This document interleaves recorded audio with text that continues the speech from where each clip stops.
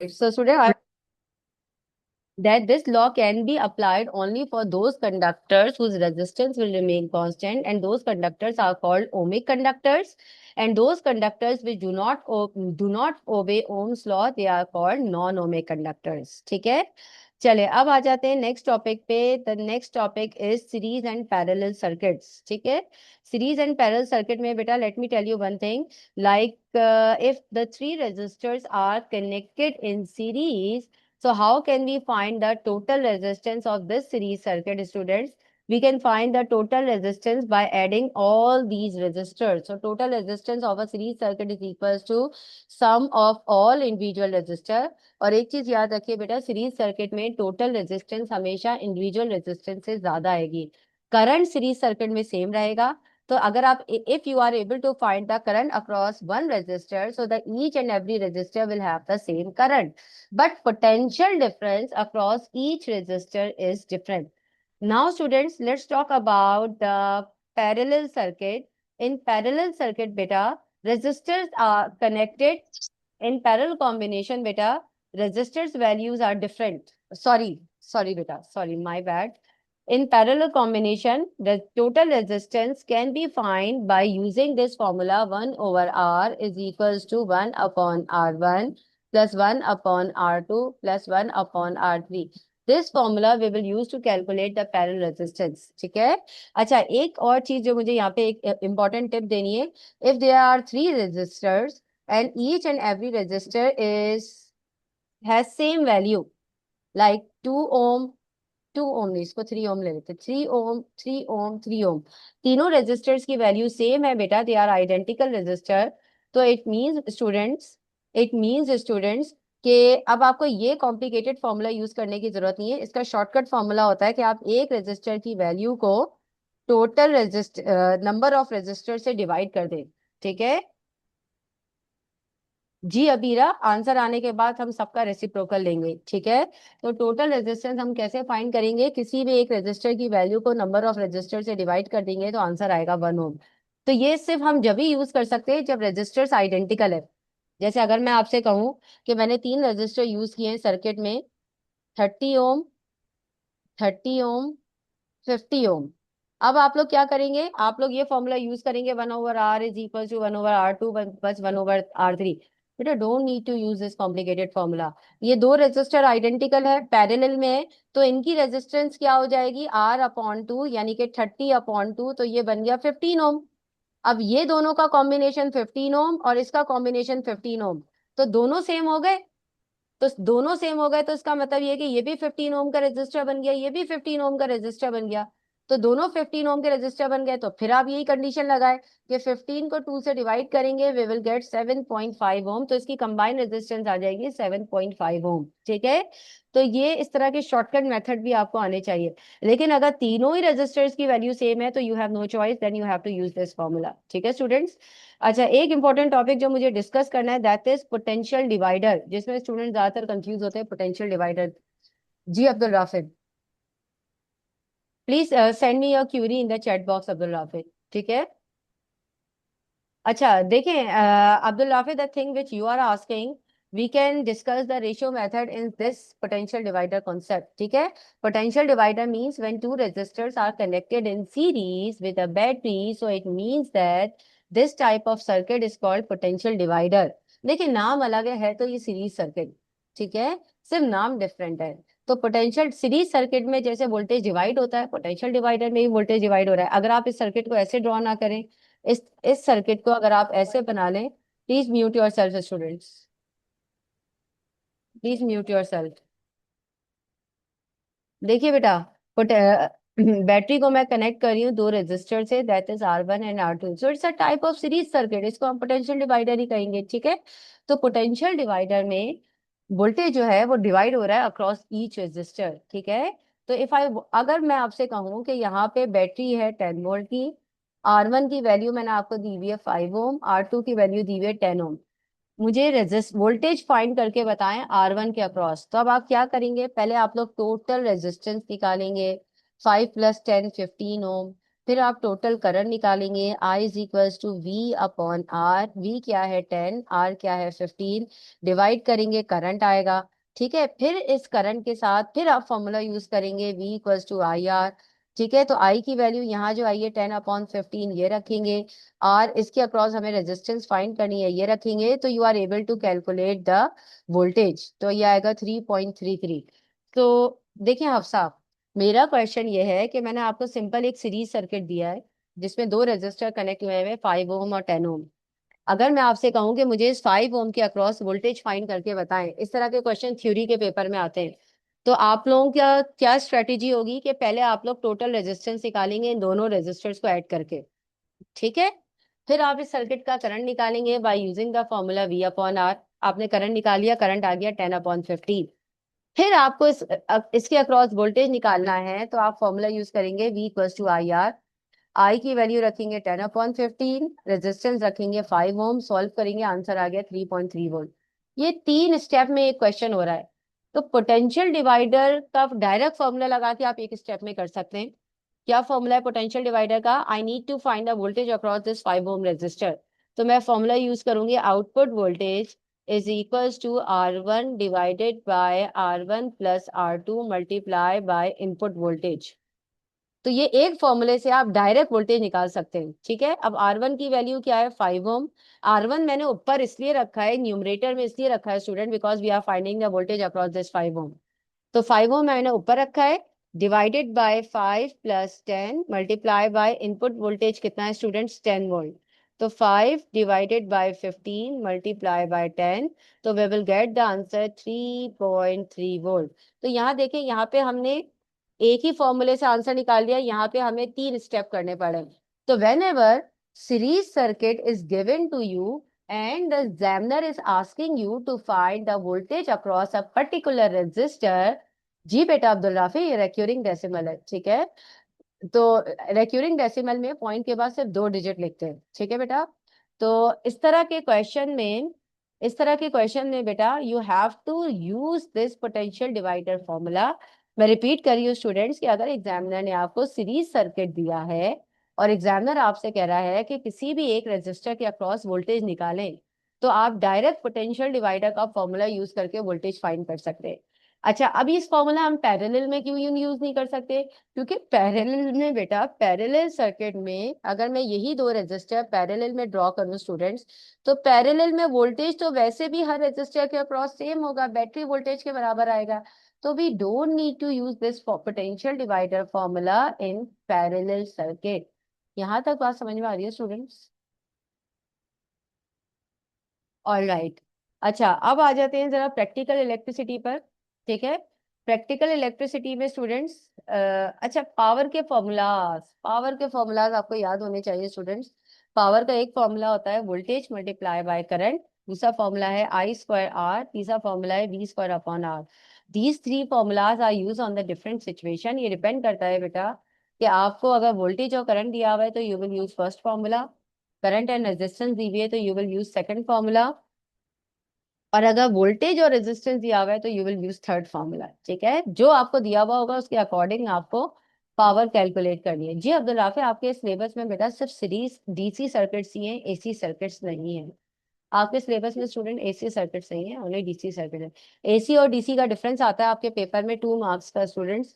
AC means alternative current which has alternative frequency, and DC means direct current which has no frequency, there is no variation in DC current. ठीक है, अच्छा, तो if I talk about the electric cable, so student there are 3 types of wire: live wire, neutral wire, earth wire। ठीक है, revise करें इसके बाद। ठीक है, live wire, live wire is the main wire which is responsible to flow the electric current। ठीक है जी बेटा, ग्राफ भी होते हैं, ओमिक और नॉन ओमिक कंडक्टर के ग्राफ हैं, आईवी कर्व्स हैं। ठीक है अब्दुल हाफिज, देखिए बेटा, life wire is the main wire, live wire is the main wire which is responsible to flow the electric current। Live wire voltage is usually 230 to 240 volt। ठीक है बेटा, it's a main wire and usually it is red or brown color। Neutral wire has 0 volt। Neutral wire is used to complete the circuit। अच्छा, अक्सर student ये समझते हैं कि teacher live wire से करंट जा रहा है तो न्यूट्रल वायर की क्या जरूरत है, न्यूट्रल वायर हम क्यों लगाते हैं? तो एक बात बताएं बेटा, आपके हार्ट से दो वेन्स अल्लाह ताला ने कनेक्ट किए हैं, आर्टरीज और वेन्स। आर्टरीज का काम क्या है, आपकी बॉडी से ऑक्सीजनेटेड ब्लड बॉडी के डिफरेंट पार्ट्स तक लेकर जाती है। अब वेन्स का काम क्या है, डीऑक्सीजनेटेड ब्लड वापस लेकर आती है। अब अगर वेन्स नहीं होंगी तो वापस ब्लड नहीं आएगा, वापस ब्लड नहीं आएगा तो हार्ट ब्लड किसको पंप करेगा, जब ब्लड ही नहीं होगा तो हार्ट किसको पंप करेगा। तो जितनी आपकी बॉडी में ब्लड को सर्कुलेट करने के लिए आर्टरीज जरूरी है, उतनी ही वेन्स भी जरूरी है, क्योंकि आर्टरीज मेन ब्लड लेकर जा रही है जो ऑक्सीजनेटेड है बॉडी के डिफरेंट पार्ट्स तक। तो उतनी ही वेन जरूरी है जो डीऑक्सीजनेटेड ब्लड वापस लेकर आ रही है। नहीं अब्दुल राफे, मैं बायो नहीं पढ़ाती, लेकिन बायो तो मैंने ज्यादा पढ़ी भी नहीं है और मेरा कोई इंटरेस्ट नहीं है, लेकिन मैं आपको एक एग्जांपल रिलेट करके बता रही हूँ कि लाइव वायर और न्यूट्रल वायर भी सर्किट में उतना ही जरूरी है बेटा। लाइव वायर करंट लेकर जाता है, तो न्यूट्रल वायर सर्किट में वापस करंट लेकर आता है। ये रिटर्न पाथ प्रोवाइड करता है, ठीक है। अगर करंट वापस नहीं लेकर आएगा तो आपका सर्किट ऑन नहीं होगा। तो किसी भी सर्किट के लिए बेटा दो वायर जरूरी है, लाइव वायर और न्यूट्रल वायर, इसके बगैर आपकी डिवाइस ऑन नहीं होगी। ठीक है, आपकी डिवाइस ऑन नहीं होगी। I hope you all are understanding whatever I want to explain you students. ठीक है। नेक्स्ट आ जाता है अर्थ वायर। अर्थ वायर, ठीक है। अर्थ वायर क्या है बेटा, अर्थ वायर जो है वो एक एक्स्ट्रा वायर है जो हम कनेक्ट करते हैं सेफ्टी पर्पस के लिए, और इसका कलर होता है green and yellow. Clear students? अच्छा, अब देखिए, what are the possible dangers of electricity. Possible dangers है इलेक्ट्रिसिटी के, डैमेज इंसुलेशन, अगर आउटर केबल डैमेज हो जाए तो if you will touch it you will get electric shock, so this could be one danger of electricity. Overheating of cables. Overheating of cables कब होगी बेटा, यहाँ देखिए, let me show you this thing, this one. यहाँ देखिए, this cause the overheating of cables when you will connect to many switches with a one socket. जी बिल्कुल, जैसे आप सपोज करें यहाँ पे 5 सॉकेट्स कनेक्टेड हैं, तो आपको 5 असाइनमेंट एक दिन में मिल जाए तो ऑब्वियसली आपकी ये वाली कंडीशन हो जाएगी। एम आई राइट स्टूडेंट्स? तो बिल्कुल इसी तरह जब आप एक ही सॉकेट से 5 डिफरेंट अप्लायंसेस को ऑपरेट कराएंगे तो इस सॉकेट को बहुत ज्यादा पावर डिलीवर करनी पड़ेगी, और इतनी ज्यादा पावर डिलीवर करने से, पावर का फॉर्मूला क्या होता है, I²R। I²R, इसका मतलब जब पावर ज्यादा होगी तो करंट ज्यादा होगा, करंट ज्यादा होने से फायर हैजर्ड्स हो सकते हैं, पॉसिबल डेंजर है कि वहां पे आग लग जाए। So this is one of the possible danger of electricity students, ठीक है। And the next is damn condition. Dam condition का मतलब क्या है कि आप इलेक्ट्रिक अप्लायंस को एक ऐसी जगह पे ऑपरेट करें जहाँ पे मॉइस्चर है, जैसे हेयर ड्राई यूज किया, वेट सिंक पे रख दिया, तो this could be the possible danger of electricity. गीले हाथ से स्विच ऑन कर दिया, ठीक है। और overloading of plugs and extension, ये मैं एक्सप्लेन कर चुकी हूँ, ठीक है बेटा। अच्छा, उसके बाद आ जाते हैं, देखिए यहाँ पे बस मैं एक इंपॉर्टेंट चीज डिस्कस करना चाहूंगी, वो है अर्थिंग का कॉन्सेप्ट। अर्थिंग क्यों जरूरी है? देखिए बेटा, अर्थ वायर क्यों जरूरी है, ये अक्सर स्टूडेंट कंफ्यूज हो जाते हैं कि अर्थिंग क्यों की जाती है, अर्थिंग का क्या कॉन्सेप्ट है। देखिए, सपोज करें student, this is an electric cooker, and we know that student electric cooker body is made up of metal। Electric cooker किससे बना है बेटा, मेटल से बना है, obviously it's metal, made its body is made up of metal. अब ये cable है, इलेक्ट्रिक केबल, ये केबल अगर डैमेज हो जाए, वॉर्न हो जाए, तो क्या होगा स्टूडेंट्स, तो वॉर्न केबल जब इस मेटल बॉडी को टच करेगी तो इस पूरी मेटल बॉडी पे 230 वोल्ट आ जाएंगे, क्योंकि लाइव वायर में 230 वोल्ट होते हैं। तो ये केबल अगर बाय चांस इस कुकर से टच हो जाती है, क्योंकि ये केबल वॉर्न है, डैमेज है, तो पूरी मेटेलिक बॉडी पे 230 वोल्ट आ जाएंगे। तो इसका मतलब अब कुकर में से डबल करंट फ्लो हो रहा है। एक करंट तो लाइव फायर की वजह से फ्लो हो रहा है जो कि ऑलरेडी 230 वोल्ट पे, अब चूंकि ये मेटेलिक बॉडी पे भी 230 वोल्ट आ गया तो इसमें से भी करंट फ्लो होगा, तो डबल करंट फ्लो हो रहा है। तो when the person will touch this cooker, so the person will get electric shock, it will get electrocuted just because of this electric cooker and because of this cable। तो सबसे पहले तो क्या होगा बेटा, सबसे पहले तो फ्यूज ब्लो हो जाएगा जो यहाँ पे कनेक्ट हुआ हुआ है डबल करंट की वजह से, फ्यूज ब्लो हो गया।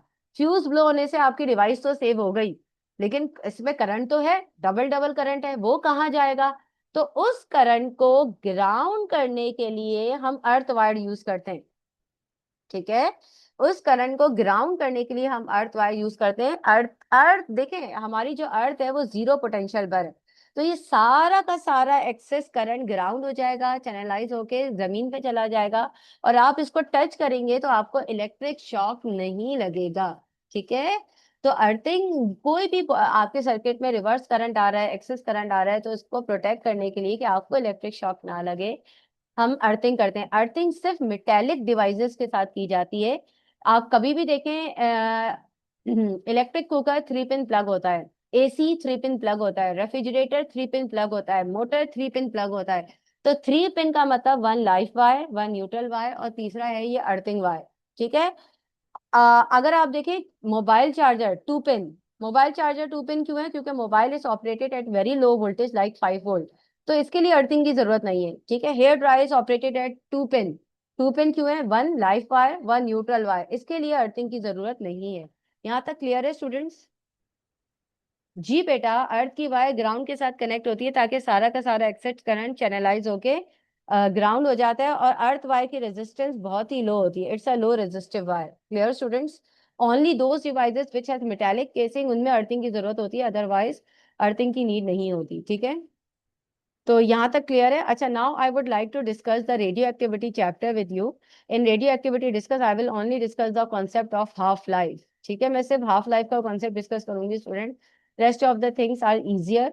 तो हाफ लाइफ में ज्यादातर स्टूडेंट्स को प्रॉब्लम होती है। रोहाप, एसी और डीसी का डिफरेंस आता है आपके सिलेबस में। ठीक है, एसी सर्किट्स आपके सिलेबस का पार्ट नहीं है। एसी करंट और डीसी करंट में डिफरेंस आता है 2 मार्क्स का, 2 मार्क्स का। ठीक है, एसी और डीसी में डिफरेंस आता है बेटा। उसके अलावा एसी करंट आपके सिलेबस का पार्ट नहीं है। ठीक है बेटा, मैं डीसी मोटर एक्सप्लेन कर देती हूँ।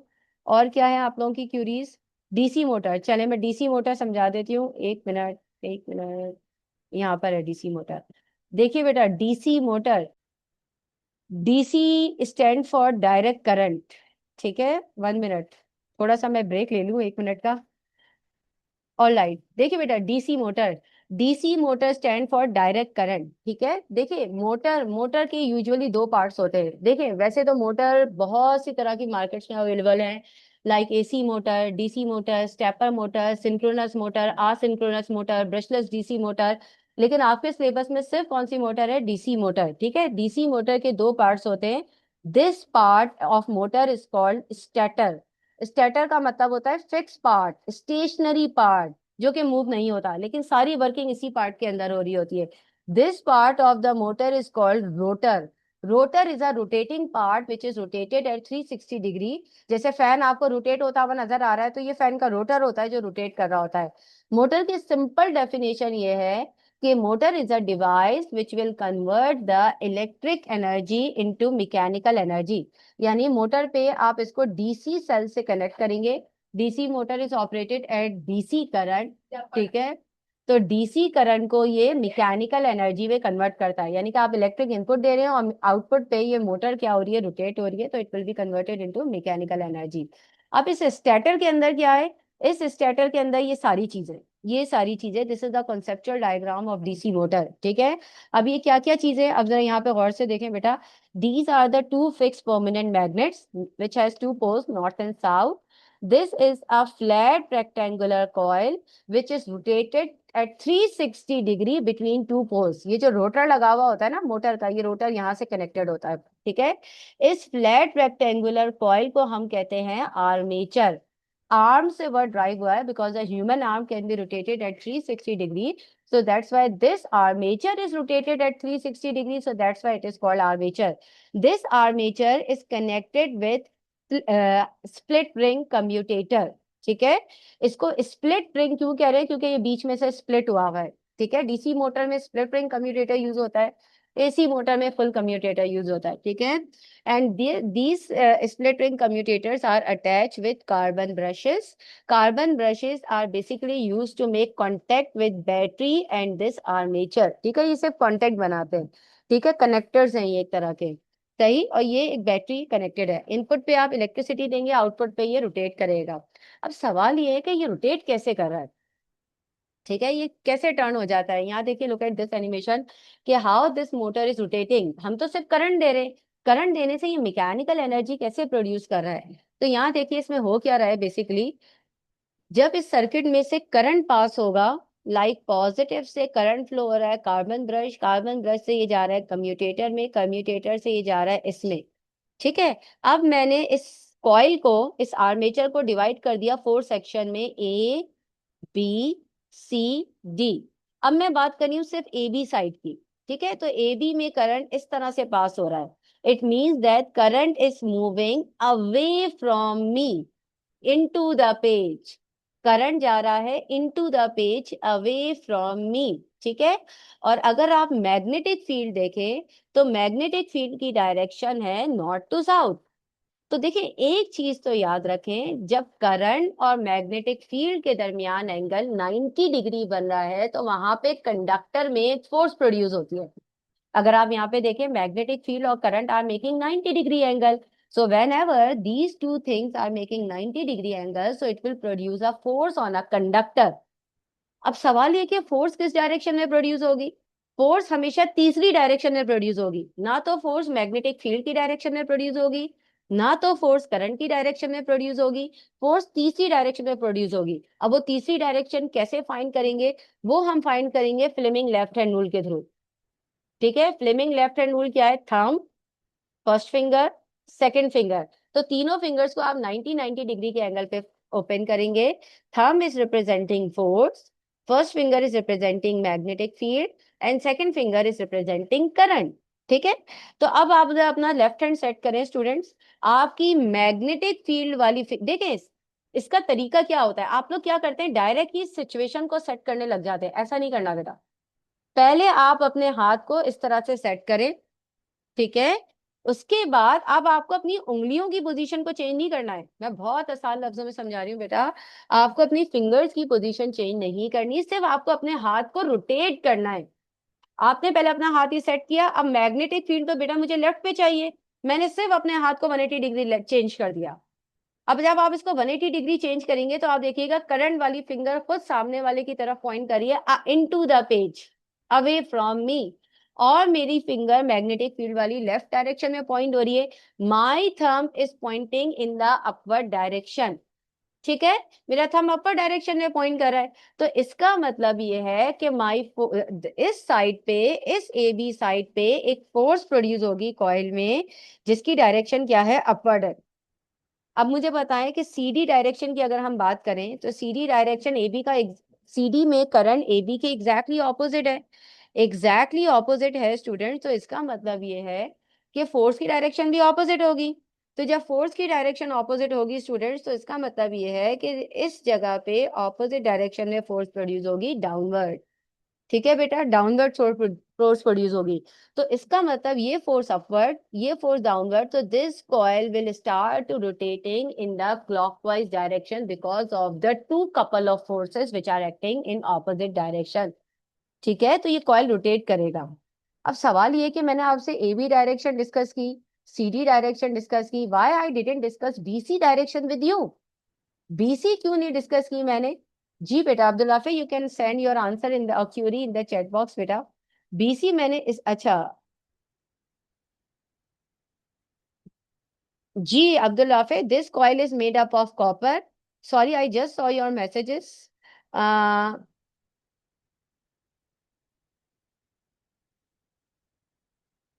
बेटा ये जो मिडिल रॉड की आप बात कर रहे हैं ना, ये वाली रॉड होती है जिसको, जो हमें आउटपुट पे रोटर की तौर पे नजर आती है। ठीक है। ठीक है अब्दुल राफे, आपके कंसर्न्स क्लियर हैं। ठीक है बेटा। अच्छा अब आ जाती है बात बीसी की। बीसी कॉइल में क्यों फोर्स प्रोड्यूस नहीं हो रही है, बिकॉज बीसी में करंट अगर पास होगा तो वो यूं होगा, और मैग्नेटिक फील्ड यूं है। तो इसका मतलब current and magnetic field are parallel to each other. So when current and magnetic field are parallel to each other, so it means that it will not produce force. Force conductor में जब भी produce होगी जब current और magnetic field are making 90 degree angle with each other. ठीक है, otherwise no force is produce. Well done Rohab. Alright students, यहाँ तक क्लियर है। अच्छा जी, अब बात ये, यहाँ तक तो मैंने सब समझा दिया आपको। अब दूसरी एक चीज जो आपको इम्पोर्टेंट यहाँ पे मुझे डिस्कस करनी है वो ये है, इस मोटर में अगर आप इसको और से ऑब्जर्व करें बेटा, You can see when the coil is in horizontal position, so these green arrows on either side of the coil are representing the force. तो जब कॉइल हॉरिजॉन्टल पोजीशन पे है तो इसका मतलब ये है कि maximum force is produce on to sides of the coil, so it will produce the maximum turning effect on this coil. ठीक है, मैक्सिमम टर्निंग इफेक्ट प्रोड्यूस हो रहा है, तो इसका मतलब ये है कि कॉइल रोटेट करेगा इस फोर्स की वजह से। But when the coil will become vertical, जब कॉइल वर्टिकल हो गया तो no force is produce on this two sides of the coil, कोई फोर्स प्रोड्यूस नहीं हो रही यहाँ पर। अब सवाल ये कि फोर्स क्यों नहीं प्रोड्यूस हो रही बेटा? तो देखें, फोर्स इसलिए प्रोड्यूस नहीं हो रही कि all the magnetic lines of forces are passing through the empty. ये यहाँ सेंटर से अगर आप इसको ऑब्जर्व करें तो वैकेंट है सेंटर से, तो सेंटर में से सारी magnetic lines of forces pass हो जाएंगी। They are not making contact with these two sides of the coil, so it means that no force is produced on this sides of the coil. अब सवाल ये है कि जब coil horizontal position पे है तो फोर्स प्रोड्यूस हो रही है, कॉइल रोटेट कर रहा है, हॉरिजॉन्टल से वर्टिकल हो गया। लेकिन जब कॉइल वर्टिकल हो रहा है तो कोई फोर्स प्रोड्यूस नहीं हो रही। तो सवाल ये है कि कॉइल को रोटेट कौन करवा रहा है? Who is responsible to rotate the coil students? यहाँ पे तो कोई, इस कंडीशन में तो कॉइल पे कोई फोर्स प्रोड्यूस ही नहीं हो रही। जब फोर्स भी प्रोड्यूस नहीं हो रही तो कॉइल तो रोटेट नहीं करना चाहिए, जादू से थोड़ी रोटेट हो जाएगा, ऑब्वियसली फोर्स कॉइल को रोटेट करवा रही है। लेकिन इस देखें, इनिशियली कॉइल हॉरिजॉन्टल पोजीशन पे था तो कॉइल पे फोर्स प्रोड्यूस हो रही थी मैक्सिमम, तो कॉइल रोटेट हो गया, हॉरिजॉन्टल से कॉइल क्या हो गया, वर्टिकल। लेकिन वर्टिकल, अगर कॉइल वर्टिकल पोजीशन पे तो कोई फोर्स प्रोड्यूस नहीं हो रही, तो कॉइल को तो स्टॉप हो जाना चाहिए, कॉइल को तो मूव भी नहीं करना चाहिए। तो इसका मतलब ये है कि यहाँ पे these split ring commutators, exactly, well done everyone, split ring commutators are responsible to rotate this coil. अब ये कम्यूटेटर इस कॉइल को मूव करवाएंगे, तो अब कॉइल फिर से रोटेट करेगा, वर्टिकल से हॉरिजॉन्टल हो गया। इसका मतलब वर्टिकल पोजीशन पे मैग्नेटिक फील्ड की वजह से कॉइल रोटेट नहीं कर रहा है, कम्यूटेटर की वजह से रोटेट कर रहा है। फिर कॉइल हॉरिजॉन्टल हो गया, फिर कॉइल पे फोर्स प्रोड्यूस होगी ऑपोजिट डायरेक्शन में, फिर कॉइल रोटेट करेगा, फिर वर्टिकल हो जाएगा, फिर वर्टिकल पोजीशन पे फिर स्प्लिट रिंग कम्यूटेटर ऐड करेगा जो कि कॉइल को रोटेट कराएगा। इसका मतलब यह है स्टूडेंट कि कॉइल जो रोटेट कर रहा है कम्यूटेटर की वजह से, वो टू टाइम्स कर रहा है, टू टाइम्स, ठीक है। तो commutator is responsible to rotate the coil after every half rotation. Half rotation के बाद कॉइल को जो रोटेट करवा रहा है दैट इज कम्यूटेटर। यहां तक क्लियर है स्टूडेंट्स? Any confusion here? अच्छा जी, एक इंपॉर्टेंट चीज और हम डिस्कस कर लेते हैं, दैट इज के what are the factors which is responsible to increase the speed of motor. Motor की स्पीड कैसे इंक्रीज कर सकते हैं, तो ये हम एनिमेशन से देख लेते हैं कि मोटर की स्पीड हम किन फैक्टर से इंक्रीज कर सकते हैं। डीसी मोटर, जी बेटा, यहाँ देखें, if I will run this simulation, so you can see this coil. देखें, जैसे ही कॉइल वर्टिकल होगा आप देखिएगा ये एरो गायब हो जाएंगे, ये देखें गायब हो गए। इसका मतलब वर्टिकल पोजीशन पे कोई फोर्स प्रोड्यूस नहीं होती कॉइल पर, हॉरिजॉन्टल पोजीशन पे फोर्स प्रोड्यूस होती है। अब ये मोटर तो भाई बहुत स्लो घूम रही है, मुझे बिल्कुल मजा नहीं आ रहा, मैं मोटर की स्पीड को बढ़ाना चाह रही हूँ। तो अब आप लोग मुझे बताएं कैसे मैं मोटर की स्पीड बढ़ा सकती हूँ। एक ऑप्शन तो ये है कि मैं बैटरी का वोल्टेज इंक्रीज कर दूं। जब वोल्टेज इंक्रीज होगा तो करंट ग्रेटर होगा, करंट ज्यादा होगा तो मोटर फास्ट रोटेट करेगी। तो इस वक्त मैंने बैटरी का वोल्टेज रखा हुआ है 2 वोल्ट, तो मैं बैटरी का वोल्टेज मैंने बढ़ा के 3 वोल्ट कर दिया, तो स्लाइटली मोटर की स्पीड क्या हो गई, इंक्रीज हो गई। Well done students. दूसरा मेरे पास ऑप्शन ये है कि मैं मैग्नेटिक फील्ड इंक्रीज कर दूं। अभी मैग्नेटिक फील्ड है 1.5, तो देखिए जैसे ही मैं मैग्नेटिक फील्ड बढ़ाऊंगी ये नंबर ऑफ लाइंस आपको ज्यादा नजर आएंगी, यहाँ देखें। तो you can see there are more magnetic lines of forces. अगर आप देखें ये एरो का साइज भी बड़ा हो गया, इसका मतलब ये कि more force is produce on the coil which will rotate the coil faster, which will rotate the coil faster, ठीक है। तो इसका मतलब ये है कि मैग्नेटिक फील्ड के बढ़ाने से, बैटरी के बढ़ाने से कॉइल की स्पीड तेज हो जाएगी। तीसरी इंपॉर्टेंट थिंग क्या है, नंबर ऑफ लूप्स। अच्छा, अक्सर स्टूडेंट बताए क्या समझते हैं, अक्सर स्टूडेंट समझते हैं नंबर ऑफ लूप्स क्या है, नंबर ऑफ लूप्स ये हैं, ये है नंबर ऑफ लूप्स। नहीं बेटा, ये लूप्स नहीं है, ये तो कॉइल की बेटा टर्निंग है। Number of loops second, third, यहाँ देखिए, As I have increased the number of turns in the coil, so it means now the coil is rotating with the faster speed. सबसे ज्यादा जो मोटर की speed तेज हुई है वो नंबर ऑफ टर्न्स इंक्रीज करने से हुई है. So these are the three factors which will increase the speed of the motor. ठीक है. अब्दुल राफे, वो सिर्फ एक एनिमेशन है, ये सिर्फ हम वर्चुअली कर सकते हैं, फिजिकली नहीं कर सकते. जी बेटा, यू आर राइट. ठीक है, एग्जैक्टली exactly. चले, मोटर का कॉन्सेप्ट क्लियर है स्टूडेंट्स. सिर्फ 10 मिनट्स हैं क्लास खत्म होने में. अब हम रेडियो एक्टिविटी डिस्कस कर ले, हाफ लाइफ. क्योंकि ज्यादातर स्टूडेंट को हाफ लाइफ का टॉपिक चैलेंजिंग लगता है, तो हम हाफ लाइफ डिस्कस कर लेते हैं. देखिए बेटा, हाफ लाइफ है क्या? हाफ लाइफ की डेफिनेशन आप लोगों को याद होनी चाहिए स्टूडेंट्स. हाफ लाइफ क्या है?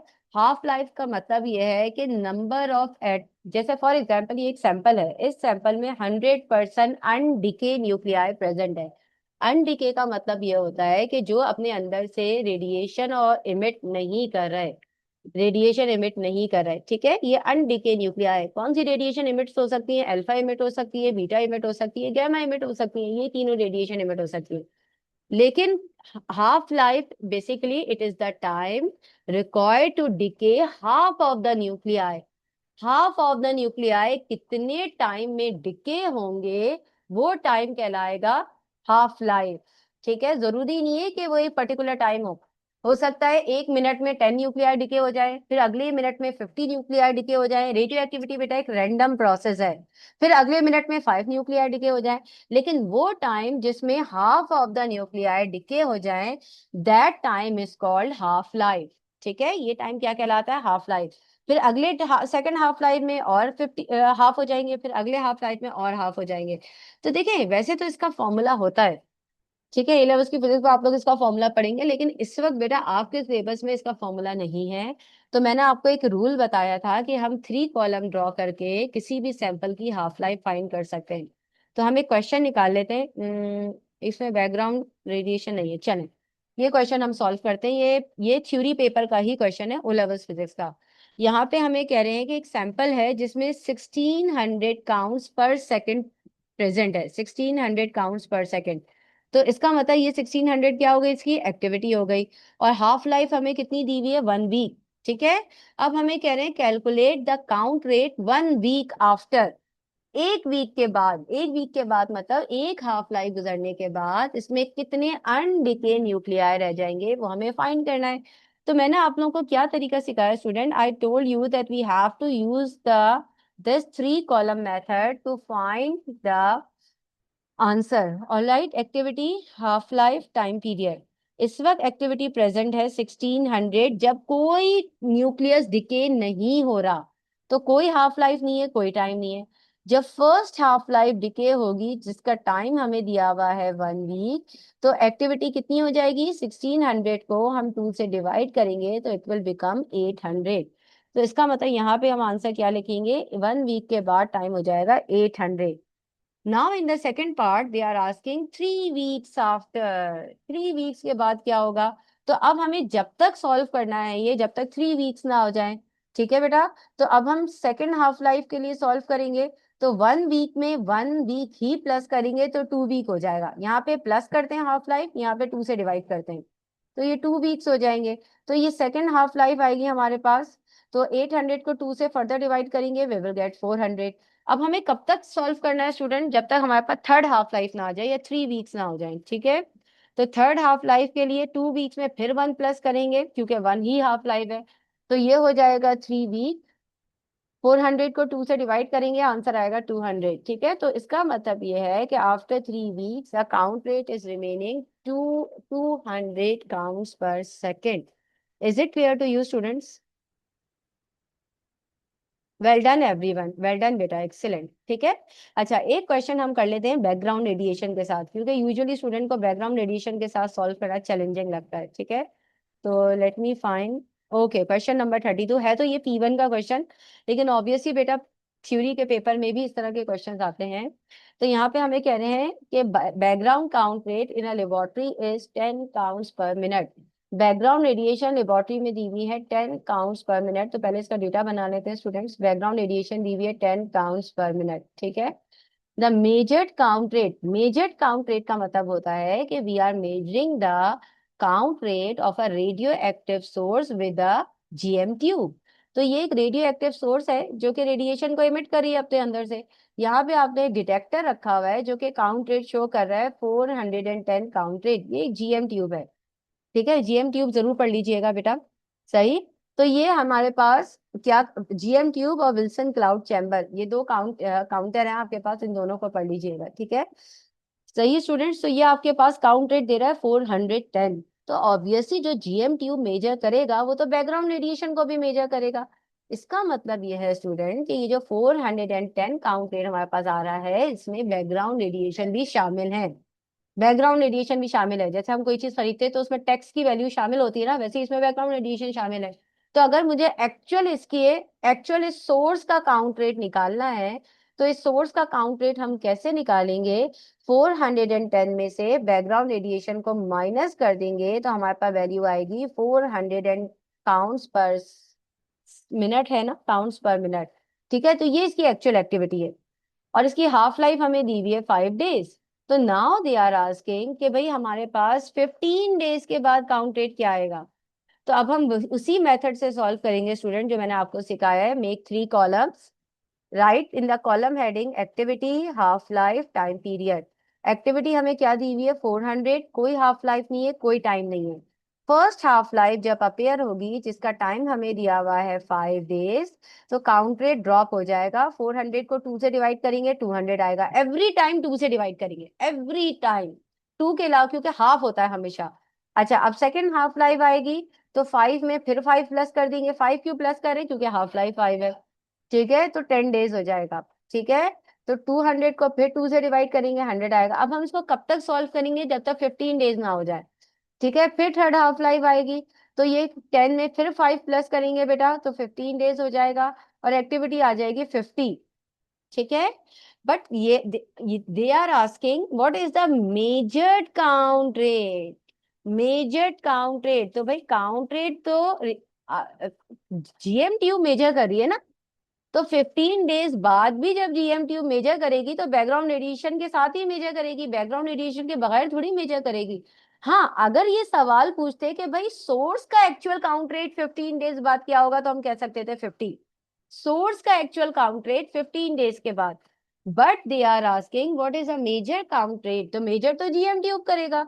तो हम क्या करेंगे? 50 में 10 को प्लस कर देंगे, तो we will get 60 counts per minute. So it means C is the correct answer.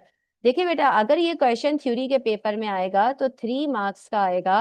और इस 3 मार्क्स के लिए आपको ऐसी ही वर्किंग शो करनी है जैसे मैंने शो की है। तो देखिए बेटा, आप वर्बली जाके एग्जामिनर को पढ़ाएंगे नहीं कि आपने क्या लिखा है। आप जो कुछ लिखेंगे वो एग्जामिनर चेक करेगा। तो आपकी लिखाई ऐसी होनी चाहिए कि जब मैं उसको देखूं तो मुझे समझ में आ जाए कि आपने पेपर में क्या क्या चीजें लिखी है, किस तरह से सॉल्व किया। आप लोग डायरेक्ट कैलकुलेटर पे सॉल्व करते हैं, आंसर लिख देते हैं। तो वो एग्जामिनर आपको फिर डायरेक्ट ही नंबर देगा, पूरे नंबर नहीं देगा, ये चीज याद रखिएगा। तरीका ये होता है कि आप पूरा फॉर्मूला लिखें, उसका एक एक स्टेप देखे। फॉर एग्जाम्पल, मैंने 410 की बजाय यहाँ पे 310 लिख लिया बाय मिस्टेक, मुझसे ह्यूमन एरर हर जगह होता है। तो अगर आपने एक एक स्टेप सही किया है ना बेटा, तो एग्जामिनर आपको पूरे नंबर देगा, पूरे नंबर देगा। तो एक एक स्टेप शो किया करें, एक एक कैलकुलेशन शो किया करें, ताकि एग्जामिनर आपको पूरे मार्क्स दे। ठीक है, आपको अपनी वर्डिंग से आपके से समझाना है। आपकी राइटिंग अच्छी नहीं होनी चाहिए, आपकी वर्डिंग सही होनी चाहिए। एक एक स्टेप में, जैसे अगर मैं, आप समझे एग्जामिनर एक छोटा बच्चा है, आपको अपनी वर्डिंग से उसको फिजिक्स समझानी है। तो आपको बिल्कुल इनिशियल लेवल से जाके एक एक आंसर लिखना है। ठीक है, पूरी डिटेल में लिखना है। यहाँ तक क्लियर है students? Only 1 minute is left for the meeting.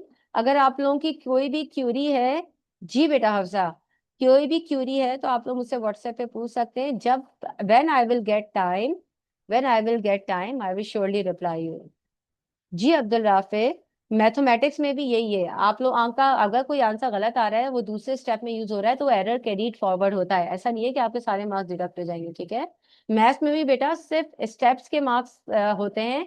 आप लोग ये नहीं समझे कि डायरेक्ट आंसर लिखेंगे तो मार्क्स मिल जाएंगे। Okay, best of luck students, Allah Hafiz. Best of luck, Allah Hafiz. Allah Hafiz students.